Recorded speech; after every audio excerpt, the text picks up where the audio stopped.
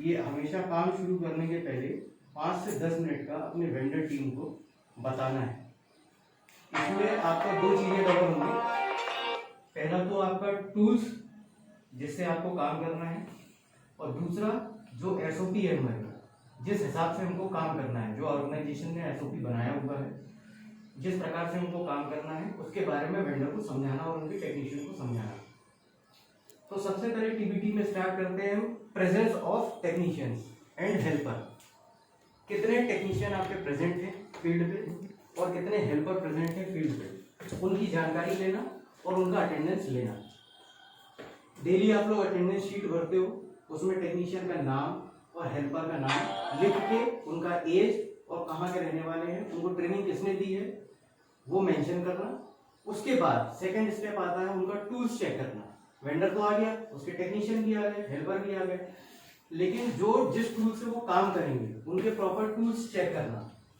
Tools में क्या क्या लगता है अपने को, सिंगल फेज 3 फेज मीटर लगाना है, एलटीसीटी मीटर लगाना है, डीटीआर मीटर लगाना है। तो उसमें जो मैंडेटरी और कंपलसरी टूल्स होते हैं उसमें सबसे पहले आता है आपका प्लायर, टेस्टर। टेस्टर इसलिए आता है कि आपको करंट चेक करना, रेनी सीजन चल रहा है तो अर्थिंग वगैरह आती है, तो उसमें आपको टेस्टर की आवश्यकता पड़ेगी, इंसुलेशन टेप की आवश्यकता पड़ेगी। सबसे लास्ट जो शायद ध्यान नहीं दे पाते हैं, ड्रिल मशीन की आवश्यकता पड़ेगी। ड्रिल मशीन की आवश्यकता इसलिए पड़ती है कि जहां पर बोर्ड टूट गए हैं या जहां पे बोर्ड नहीं है, अवेलेबिलिटी नहीं है, मान लीजिए घर पे कंज्यूमर के यहाँ पे लेडीज हैं, जेंट्स नहीं है, तो उस जगह को अपन छोड़ तो सकते नहीं है। कोशिश ये करेंगे कि अपन वहां पे उस मीटर को अटेम्प्ट कर लें और उसको प्रॉपरली लगा दें। तो इस वजह से अपने को कहीं कहीं पे जो वुडन बोर्ड है या पॉलीकार्बोनेट के ब्लैक बोर्ड आते हैं वो टूटे या डैमेज मिलते हैं, या अगर अच्छे भी होते हैं तो पुराना मीटर निकालने की वजह से वो डैमेज हो जाते हैं। तो उनको निकाल के अपने को ड्रिल मशीन से वॉल पे होल कर देना है और अपना मीटर इंस्टॉल कर देना है। बिसाइड इसके कि उसको अपन छोड़ दें, कोशिश ये करना है कि अपने को लगाना है। अब जो मैंने टूल्स बताए उसमें एक इम्पोर्टेंट टूल और आता है जो बहुत ज्यादा जरूरी होता है, क्रिम्पिंग टूल।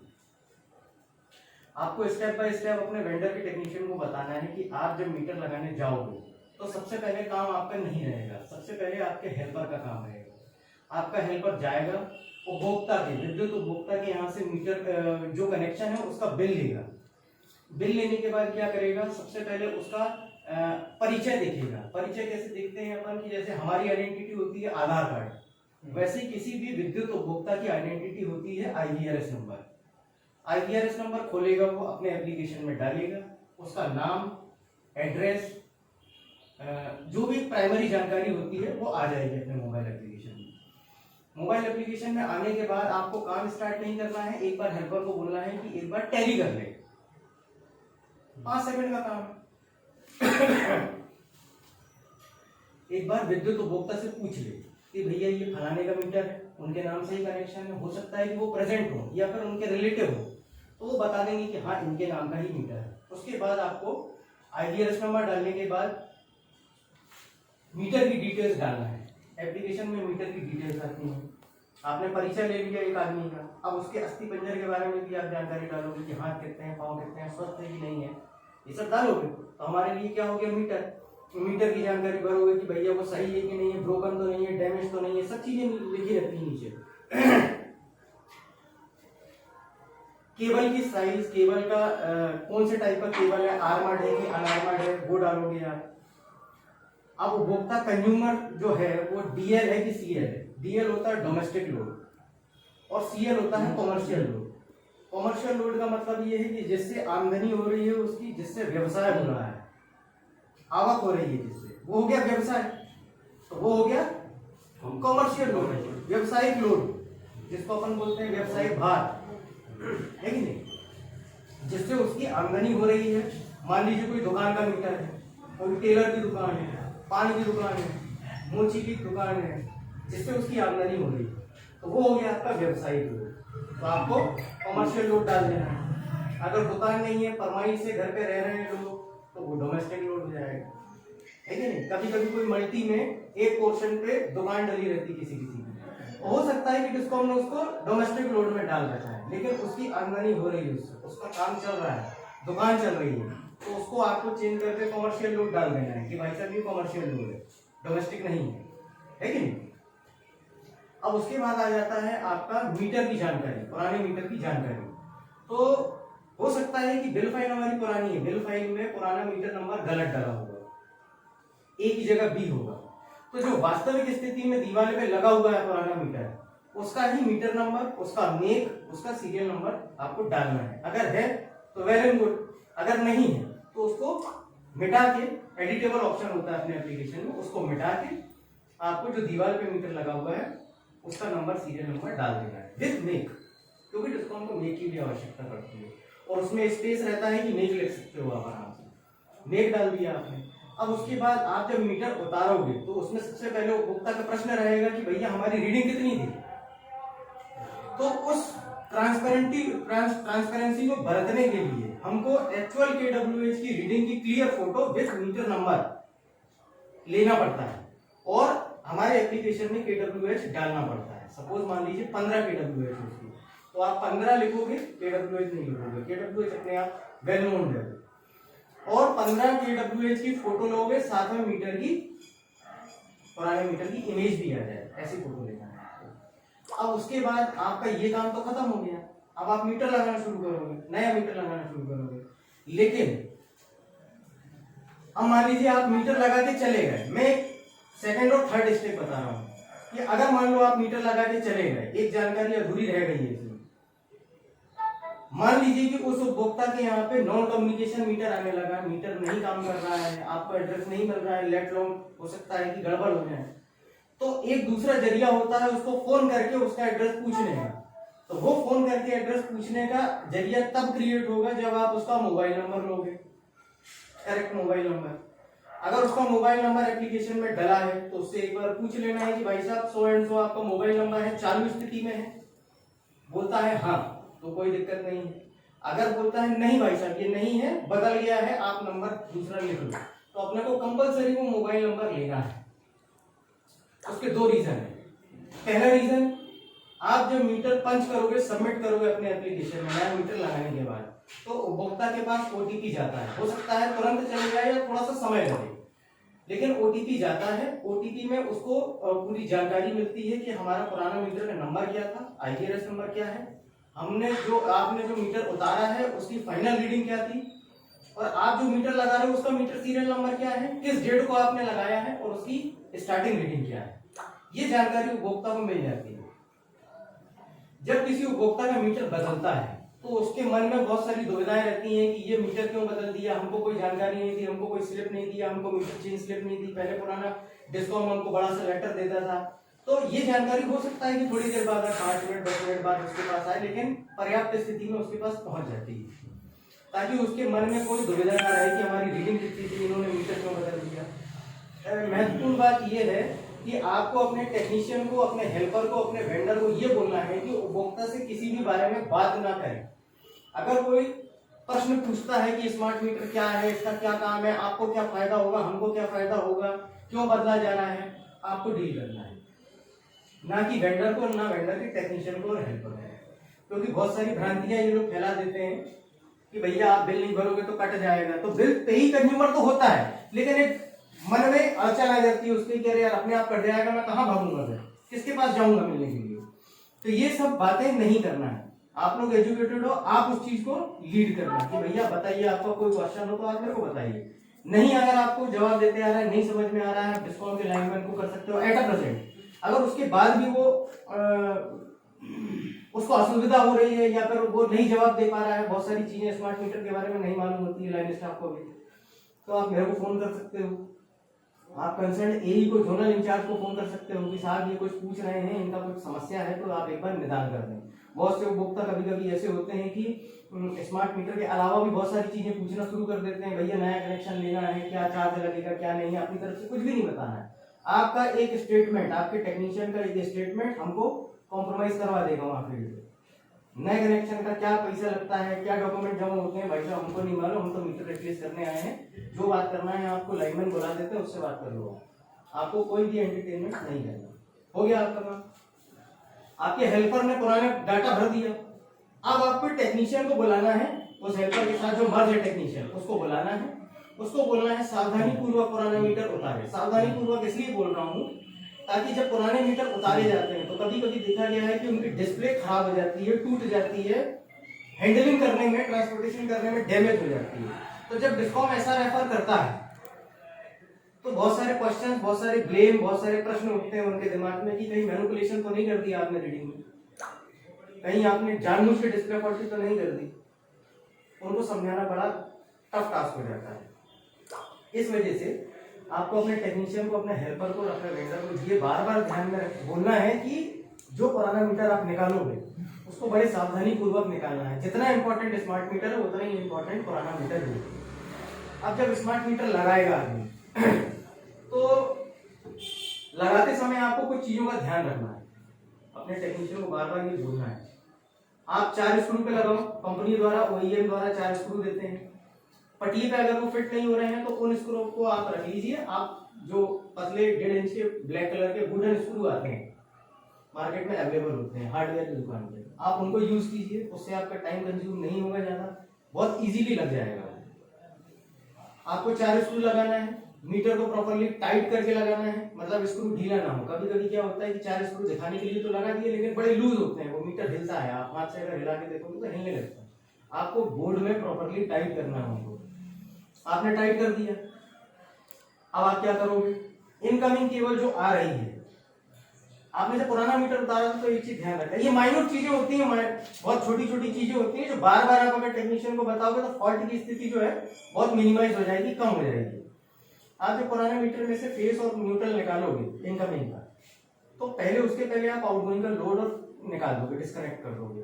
और मान लो अगर कोई बड़ा उपभोक्ता है, ये तो देखने से सिर्फ समझ में आ जाता है, देखने से कि भैया 1 माले की बिल्डिंग है, 1 कमरे का घर है, 2 कमरे का घर है, 3 कमरे का घर है, हो सकता है बड़ी बड़ी मल्टी है, 2-3 माले के घर होते हैं लेकिन सिंगल फेस का कनेक्शन लेते हैं वो, लोड भले ही उनका ज्यादा हो 3 फेस का हो लेकिन सिंगल फेस का ही कनेक्शन लेते हैं वो।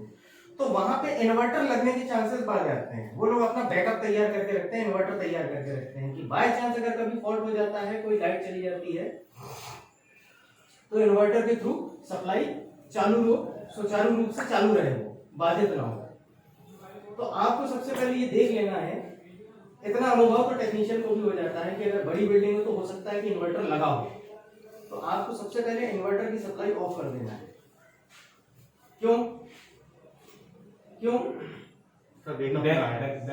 बैक करंट ना आए, क्योंकि कभी कभी न्यूट्रल में से बैक करंट आता है।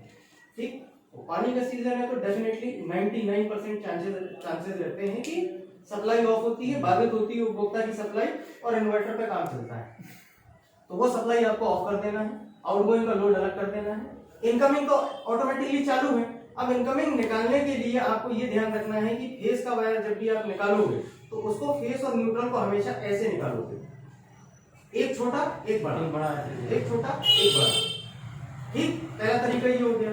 मान लो बाय चांस किसी कारणवश वो भूल गया, ध्यान नहीं रहा उसको, तो सबसे पहले वो फेस निकाल दे, फेस निकाल के टेपिंग कर दे।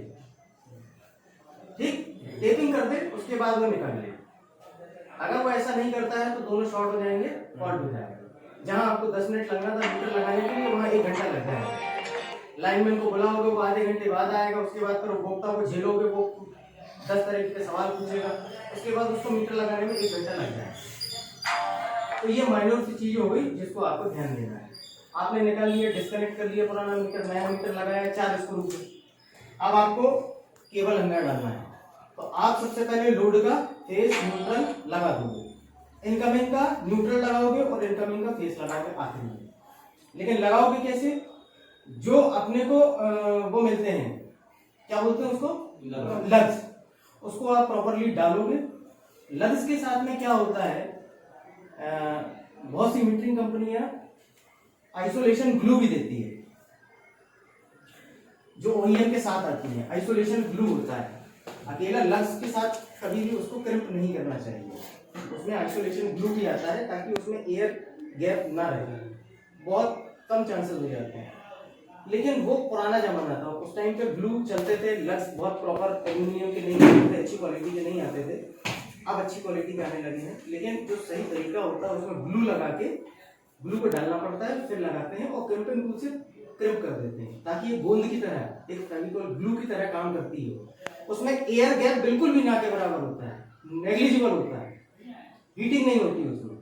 लेकिन अभी आपको क्या करना है, जो आपके लग्स आ रहे हैं उसको प्रॉपरली अंदर डालना है आर्मर्ड केबल के अंदर, उसको क्रिम्प कर देना है और ध्यान रखना है कि वो लूज ना रहे।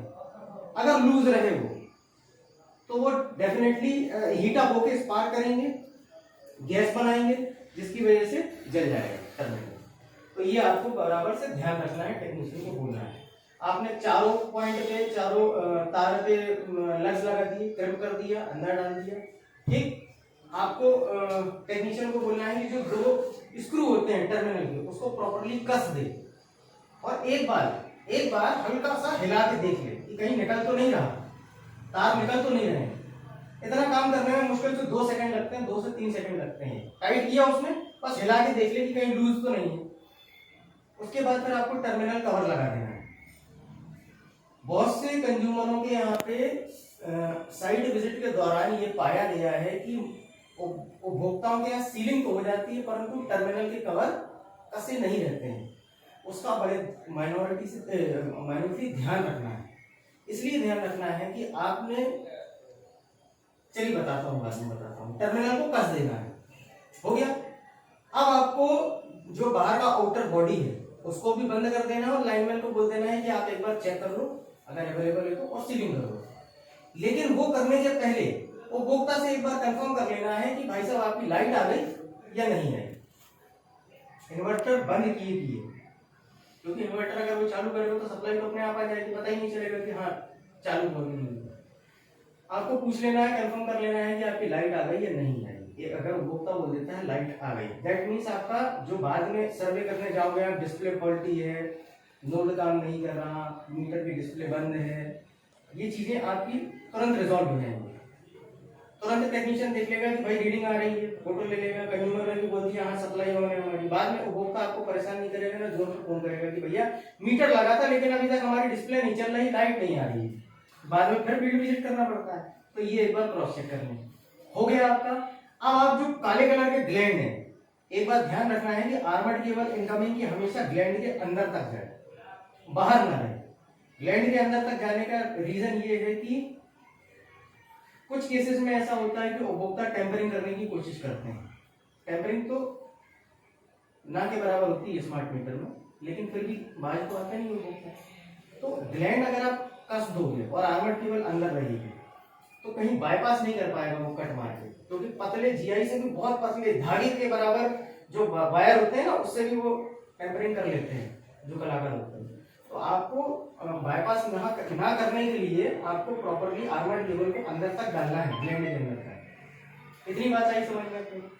अब आपको ग्लैंड कस देना है, दोनों तरफ की इनकमिंग और आउटगोइंग के दोनों ग्लैंड कस दिया आपने। ग्लैंड कसने के बाद आप एमसी लगाना शुरू कर दोगे और एमसी इस तरीके से लगाओगे कि वो जो राउंड शेप है वो पूरा कवर हो जाए, नीचे का कवर हो जाए। दूसरा ऑप्शन भी है, आप अंदर से भी एमसी लगा सकते हो, जो डिस्कॉम अभी अप्रोच कर रहा है कि आप अंदर से एमसी लगाएं। अंदर से कैसे लगाओगे आप लोगों को पता है? जो ग्लैंड होता है, ग्लैंड जो केबल अंदर से मतलब बाहर से अंदर जा रही है, टर्मिनल के पास जा रही है, आप वहां से कवर कर दो उसको, एमसी को। ठीक है। अब एमसी लगाने का भी एक तरीका है। बहुत से टेक्नीशियन और हेल्पर क्या करते हैं, जो एमसी लगाते हैं, एमसी लिया, उसमें 2 पैकेट्स आते हैं, हल्का ब्लू कलर का, एक ब्लैक कलर का, हल्का ग्रीन कलर का और ब्लैक कलर का। उनको प्रॉपर्ली मिक्स नहीं करते हैं, बस ऐसा थोड़ा बहुत मिक्स किया और उन्होंने लगा दिया, जिसकी वजह से वो प्रॉपर्ली चिपकती नहीं है, एमसी की क्वालिटी सही नहीं रहती है।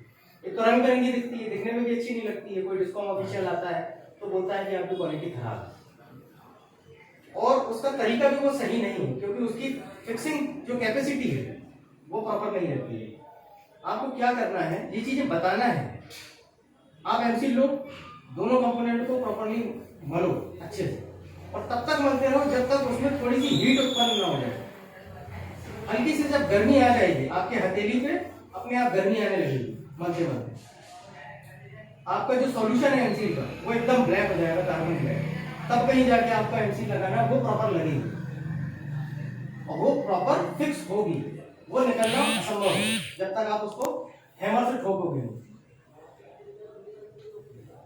प्रॉपरली मिक्स नहीं रहेगी एमसील तो बाकायदा वो नखून से भी निकल जाएगी।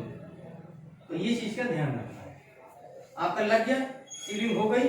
आपका जो हेल्पर है उसने पहला पार्ट तो कवर कर लिया था, सेकंड पार्ट कवर करेगा कि भैया आप स्कैन करो पर नए वाले मीटर को, मीटर सीरियल नंबर स्कैन रहता है, आप स्कैन कीजिए, उसका फोटो लीजिए, साथ में उसका भी KWH है 1.3 से स्टार्ट होता है मैक्सिमम सिंगल फेज।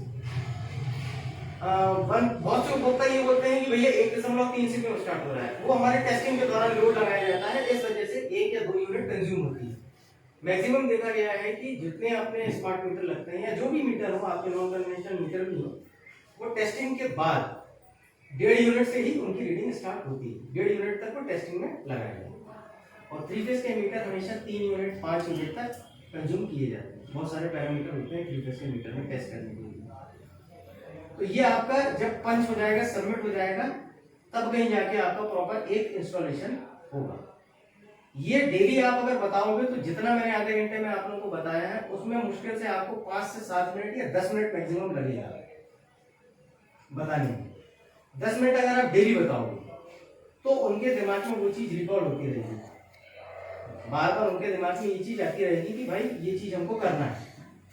दूसरा ऑप्शन भी है कि आप एक पेपर पे उनको लिख के दे सकते हो, जब वो फील्ड पे आए और जैसे ही आप आओ तो फटाक से वो निकाल के दिखा दें कि साहब ये आपने लिख के दिए थे, ये हमको याद है। तरीका बता रहा हूं मैं आप लोगों को। आपको कम्युनिकेट करने के बहुत सारे तरीके हैं, व्हाट्सअप करते जाओ सबको, ये करना है, ये करना है, ये करना है, ये करना है, ये करना है। पेपर में लिख के दे दो कि भैया जैसे ही मैं आऊँ तुम्हारे पास फटाक से मेरे को पेपर निकाल के दिखा देना कि साहब पहला नंबर ये, दूसरा नंबर ये, तीसरा नंबर ये करना है हमको। इसका उद्देश्य ये है कि उनके दिल में, दिमाग में वो चीज घुस जाए कि हमको स्टेप बाय स्टेप ये काम करना है। इसमें त्रुटि की संभावनाएं बहुत ना के बराबर हो जाएंगी। जो आपकी फील्ड विजिट्स बाद में होती हैं वो मुश्किल से 10% पे आकर रुक जाएंगे। Either it may be non communication cases, either it may be required field survey cases, ये ना के बराबर हो रहा है। अब इसमें कुछ नहीं आ रहा है समझ में तो आप मेरे को बता दो, और अगर समझ में आ गया है तो उम्मीद ये करूंगा कि आज से और अभी से आपके टेक्नीशियन और हेल्पर को भी समझ में आ जाएगा। Yes sir. ठीक, ओके।